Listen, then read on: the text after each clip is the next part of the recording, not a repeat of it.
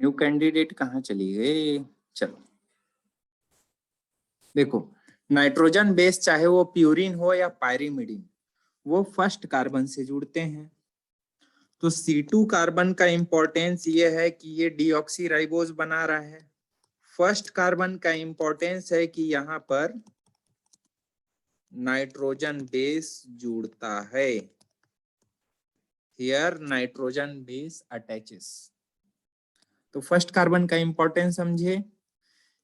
ये जो बॉन्ड बना है इसको हम कहते हैं ग्लाइकोसिडिक बॉन्ड। क्यों ग्लाइकोसिडिक भैया? यहाँ पे कार्बोहाइड्रेट में से बॉन्ड बन रहा है, जैसे कि ग्लूकोज के बीच में ग्लाइकोसिडिक बॉन्ड होता था, सुक्रोज में ग्लूकोज फ्रक्टोज के बीच ग्लाइकोसिडिक बॉन्ड, स्टार सेल्यूलोज के बीच चेन में जो बॉन्ड बनता था उसको हम ग्लाइकोसिडिक बॉन्ड बोलते थे। वैसे ही यहाँ पर भी राइबोज शुगर से जो बॉन्ड बन रहा है वो सेम टाइप का है, उसी के जैसा है। तो ये भी है ग्लाइकोसिडिक बॉन्ड। कोई दिक्कत?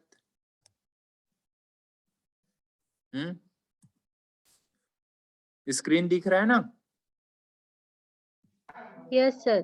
हाँ, तो सेकेंड कार्बन का इंपॉर्टेंस पता चल गया तुमको, फर्स्ट कार्बन का भी इंपॉर्टेंस पता चल गया। फर्स्ट कार्बन का इंपॉर्टेंस ये है कि यहाँ पर नाइट्रोजन बेस आके अटैच होता है ग्लाइकोसिडिक बॉन्ड से। ओके, यस अब सर। देखो, अब फॉस्फेट की बात करते हैं हम। ये जो फॉस्फेट है, फॉस्फेट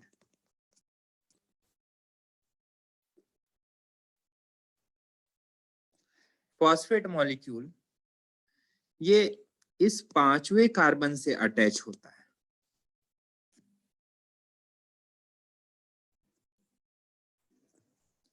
ये देखो, ये पांचवा कार्बन है।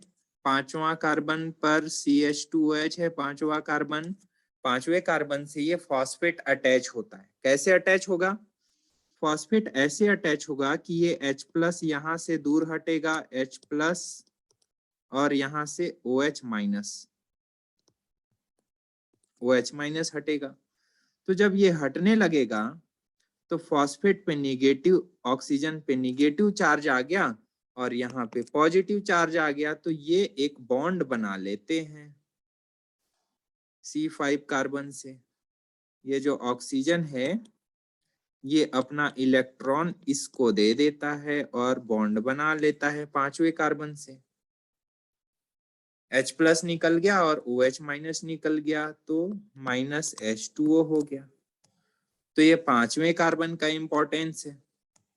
ठीक, देखो यहां पर तुम ऐसे देखोगे फॉस्फेट का structure P double bond OH, इस टाइप का है फॉस्फेट।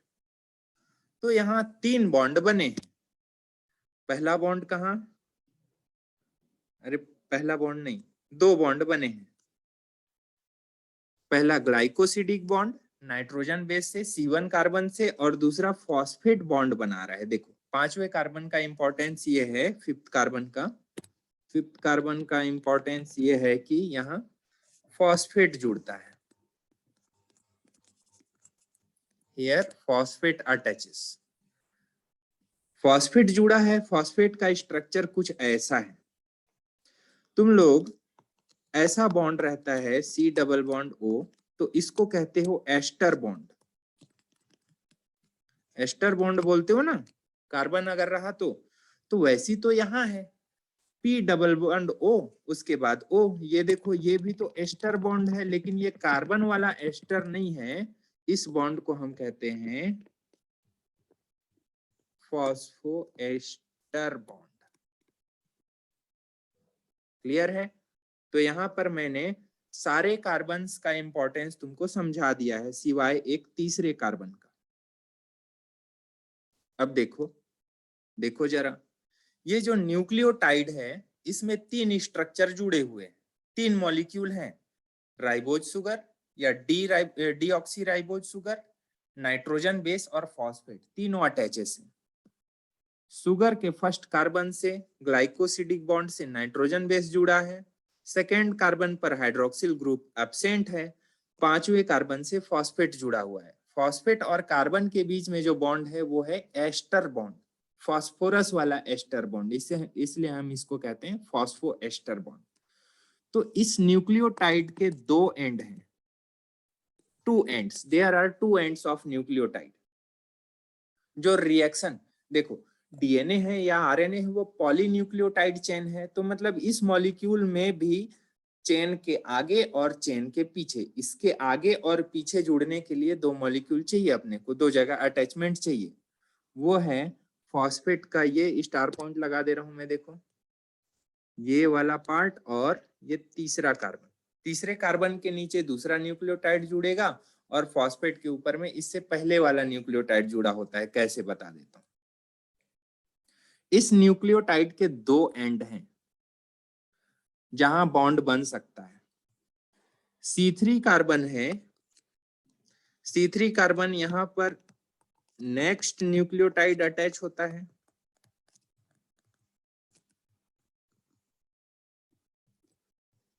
जो दूसरा न्यूक्लियोटाइड है आने वाला, वो दूसरा न्यूक्लियोटाइड C3 कार्बन से जुड़ेगा। मतलब ये जो नया न्यूक्लियोटाइड है वो यहाँ पर जुड़ेगा, अंतर समझना, मैं बोल रहा हूँ जुड़ेगा, आएगा तो जुड़ेगा यहीं से। और ये जो फॉस्फेट है 5वें कार्बन पे हमेशा फॉस्फेट जुड़ा हुआ है, न्यूक्लियोटाइड है तो फॉस्फेट जुड़ा हुआ है, तो यहाँ पर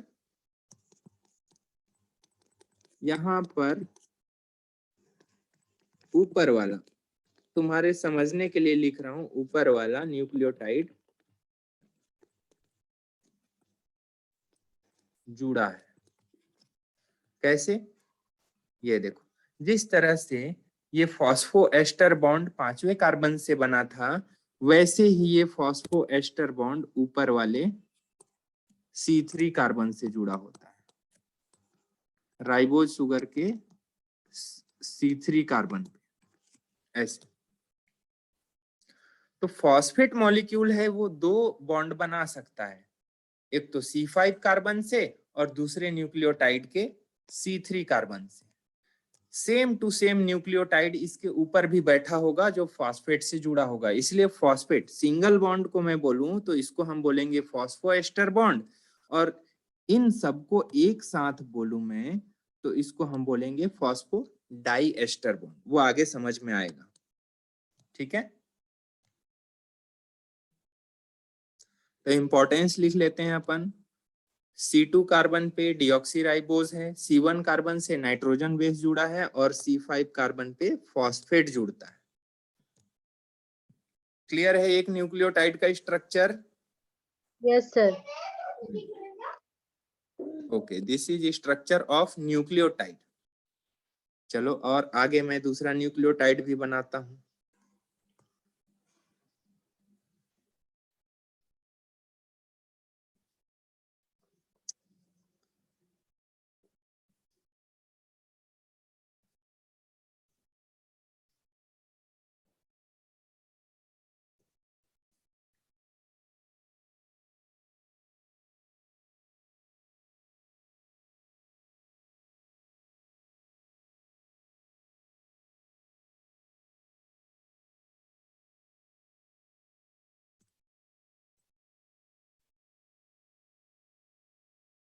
न्यूक्लियोटाइड के 2 एंड है, देखो ऊपर की तरफ 5वां कार्बन है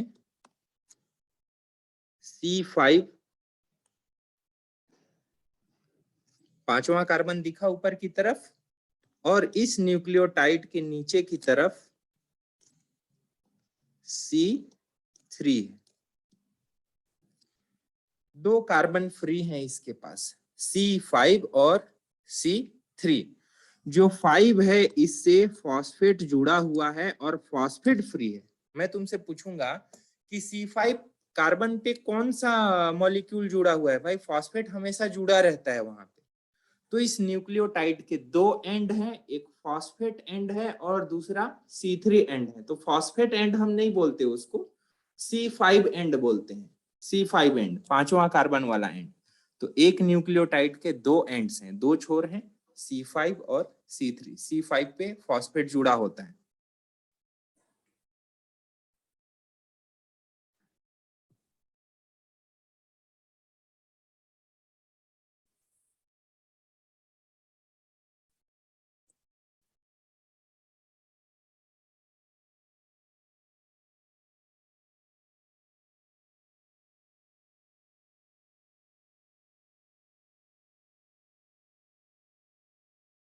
ये देखो, ये है दूसरा न्यूक्लियोटाइड।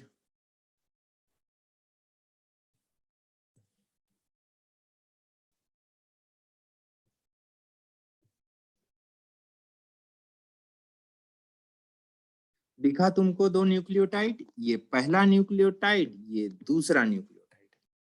मैंने दो न्यूक्लियोटाइड बनाया है यहाँ पर।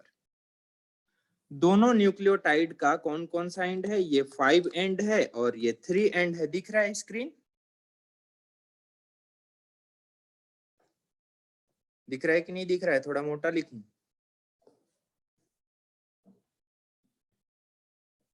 देखो, दो एंड है।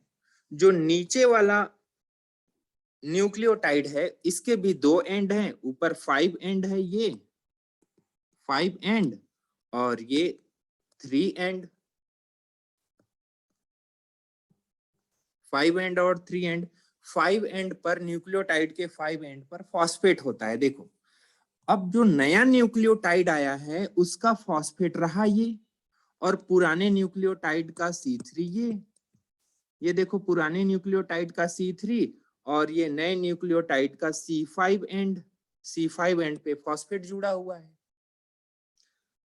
इनके बीच में होता है रिएक्शन, क्योंकि जुड़ना है और नया चेन बनाना है। देखो, ये हाइड्रोक्सिल ग्रुप और C3 कार्बन का हाइड्रोक्सिल ग्रुप, इन दोनों के बीच में बनता है बॉन्ड। इन दोनों के बीच में बनेगा बॉन्ड ऐसे, -H2O हो जाएगा। एक हाइड्रोजन यहां से निकाल दो और OH यहां से निकाल दो, तो ये फॉस्फेट है वो इधर भी बॉन्ड बना लेगा इसके साथ।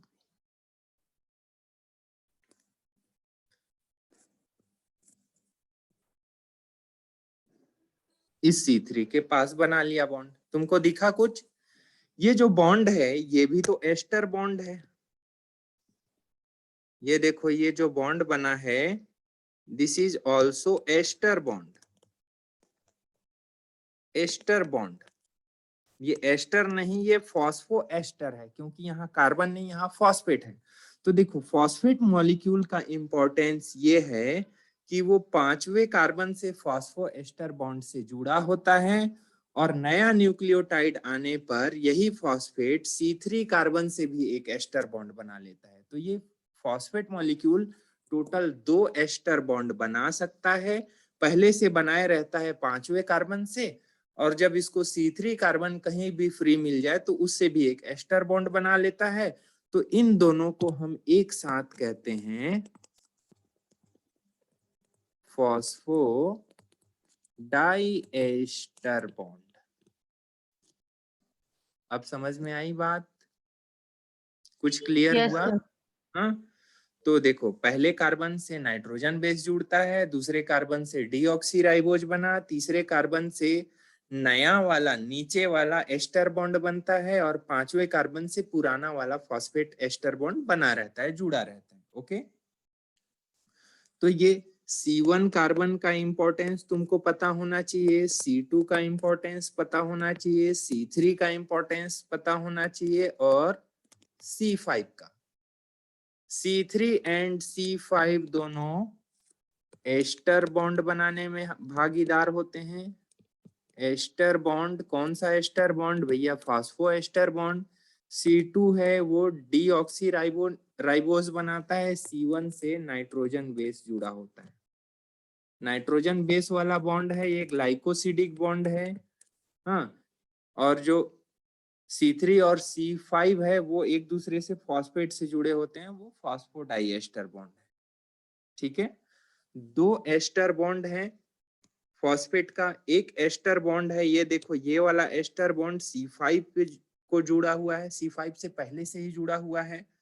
और जब नया न्यूक्लियोटाइड का C3 मिल गया, C3 फ्री मिल गया, तो इसी फॉस्फेट ने C3 से एक एस्टर बॉन्ड बना लिया और 2 न्यूक्लियोटाइड को आपस में जोड़ दिया, दोनों न्यूक्लियोटाइड आपस में जुड़ गए। तो 2 न्यूक्लियोटाइड आपस में जुड़े होते हैं, ये है पहला न्यूक्लियोटाइड, ये है दूसरा न्यूक्लियोटाइड। दोनों न्यूक्लियोटाइड को जोड़ने वाला जो बॉन्ड है वो है फॉस्फोडाइएस्टर बॉन्ड। यहां तक कोई दिक्कत? No sir. हाँ, चलो अब देखो साइटोप्लाज्म में, ये जो साइटोप्लाज्म है इसमें तो बहुत सारे, इस साइटोप्लाज्म में बहुत सारे न्यूक्लियोटाइड पड़े हुए हैं। इस साइटोप्लाज्म में देखो मैं न्यूक्लियोटाइड ही न्यूक्लियोटाइड बनाते जा रहा हूँ। इस साइटोप्लाज्म में 3 न्यूक्लियोटाइड जुड़े पड़े हुए हैं, दिख रहे हैं तुमको तीनों न्यूक्लियोटाइड स्क्रीन पे, है ना? Yes sir. हाँ देखो, यहाँ पर 2 न्यूक्लियोटाइड का चेन पहले से बना हुआ है, दिख रहा है 2 न्यूक्लियोटाइड का चेन जो हमने अभी बनाया।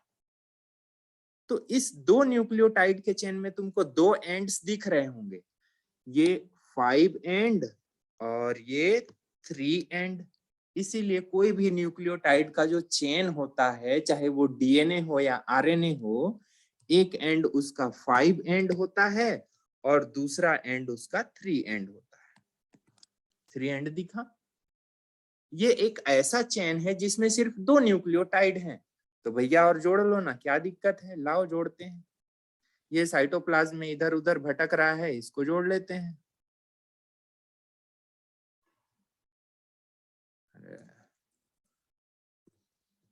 साइटोप्लाज्म में बहुत सारे न्यूक्लियोटाइड हैं, तो इन न्यूक्लियोटाइड को हम ला ला के जोड़ते जाएंगे। ये देखो ये न्यूक्लियोटाइड यहाँ पर आ गया, चलो भाई जुड़ने की बारी आ गई। अब ये न्यूक्लियोटाइड का ये जो फॉस्फेट है, एक एस्टर बॉन्ड तो अभी बना हुआ है C5 कार्बन के साथ। अब इस ये जो है फॉस्फेट, इसको मिल गया C3 कार्बन फ्री, तो ये क्या करेगा कि ये फॉस्फेट इस C3 कार्बन से बॉन्ड बनाएगा -H2O और इसने बॉन्ड बना लिया। ये देखो C3 कार्बन से बॉन्ड बना लिया। तो जो पहले 2 न्यूक्लियोटाइड वाला चेन था, अब वो 3 न्यूक्लियोटाइड वाला चेन बन गया। अब 3 एंड इस न्यूक्लियोटाइड चेन का यहां नहीं रहा, 3 एंड यहां आ गया, ठीक है ना? एक और जोड़ लेते हैं, एक न्यूक्लियोटाइड और जोड़ लेते हैं। ये साइटोप्लाज्म में फोकट का घूम रहा है, इसको जोड़ लेते हैं। ये देखो ये न्यूक्लियोटाइड आया, ये न्यूक्लियोटाइड आया, जैसे ही इसको फ्री मिल गया, इस फॉस्फेट को 3rd एंड फ्री मिला, इस फॉस्फेट ने फिर से एक बॉन्ड बना लिया भैया 3 एंड से।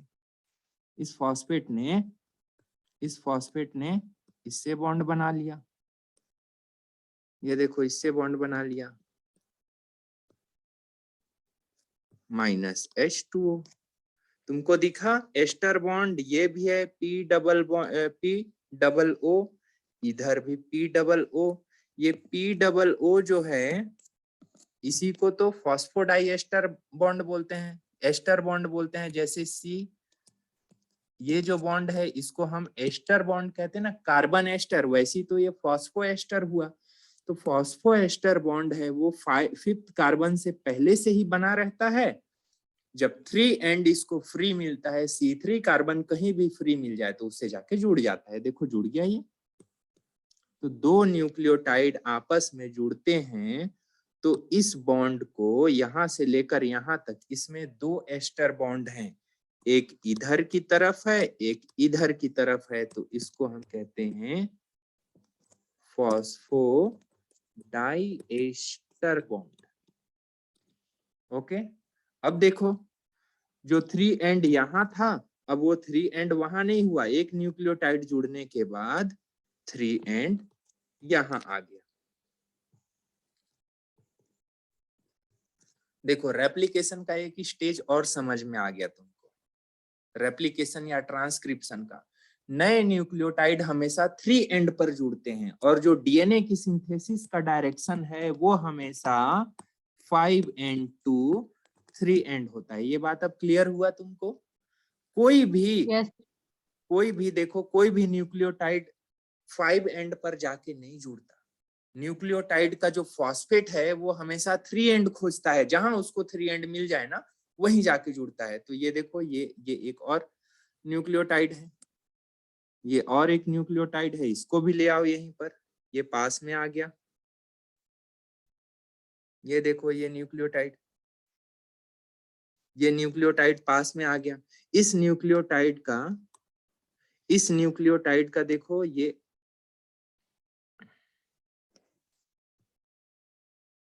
इस न्यूक्लियोटाइड के फॉस्फेट को 3 एंड फ्री मिल गया। देखो 3 एंड पर हाइड्रोक्सिल ग्रुप है ना, फ्री मिल गया, रिएक्टिव मिल गया।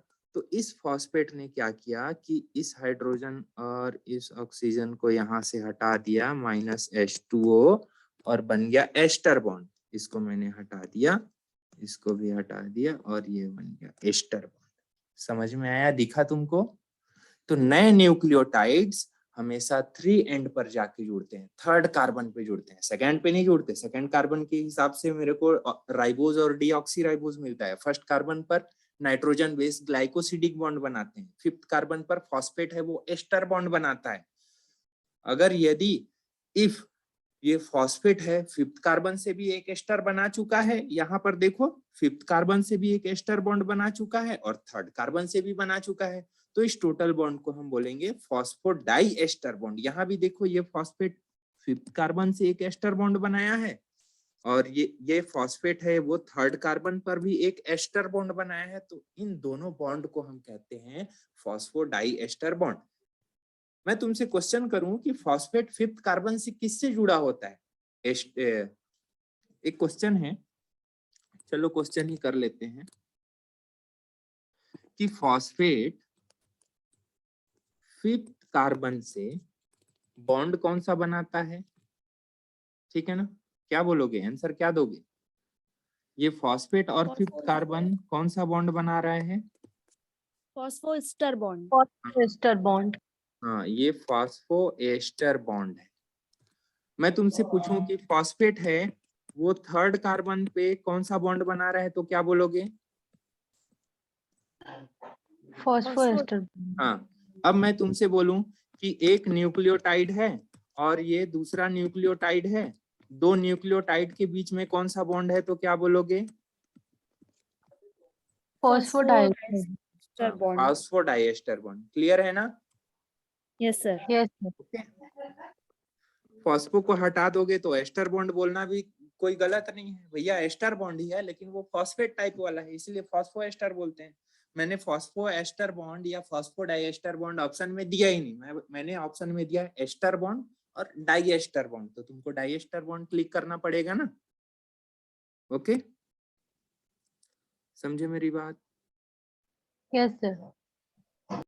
चलो, ये तो ओवरव्यू हुआ तुम्हारा न्यूक्लियोटाइड का। और न्यूक्लियोटाइड का भी कहा, ये ओवरव्यू है तुम्हारा राइबोज शुगर का। मैं अभी तक C1, C2, C3 और C5 कार्बन का इंपॉर्टेंस बता रहा था। ठीक है, आगे हम देखते हैं न्यूक्लियोटाइड और न्यूक्लियोसाइड क्या होता है। ध्यान देना, एक एग्जांपल के लिए बता रहा हूं। यहां पर मैंने जो मॉलिक्यूल का स्ट्रक्चर बनाया है, ये स्ट्रक्चर है, किसका स्ट्रक्चर है बताओ? न्यूक्लियोसाइड और न्यूक्लियोटाइड। ये क्या है? न्यूक्लियोटाइड। न्यूक्लियोटाइड, क्योंकि इसमें तीनों मॉलिक्यूल हैं। कौन कौन से हैं? राइबोज शुगर है, नाइट्रोजन बेस और फॉस्फेट। और फॉस्फेट, फॉस्फेट। तीनों है। देखो, yes sir. Phosphate, deoxyribose sugar और नाइट्रोजन बेस, ये तीनों हैं। चलो ऐसे काउंट कर दे रहा हूं। पहला तो ये बेस तो कार्बोहाइड्रेट ही बना रहा है, इसी से तो सब जुड़ रहे हैं, तो सबसे पहला नंबर इसी को देता हूं। दूसरा नंबर नाइट्रोजन बेस और तीसरा नंबर फॉस्फेट। तो ये हो गया न्यूक्लियोटाइड। मैंने क्या किया कि फॉस्फेट को हटा दिया, फॉस्फेट मैंने हटा दिया, CH2OH। फॉस्फेट मैंने हटा दिया। तो इन दोनों को एक साथ हम कहते हैं न्यूक्लियोसाइड। गलती नहीं करना, मैं याद रखता था, भूलता था, तो मैं एस पहले आता है, टी बाद में आता है। एस में एक जोड़ दो तो टी आता है। तो न्यूक्लियोटाइड है वो 3 वाला होता है, न्यूक्लियोसाइड 2 वाला होता है। ओके, देखो न्यूक्लियोटाइड एंड न्यूक्लियोसाइड में क्या डिफरेंस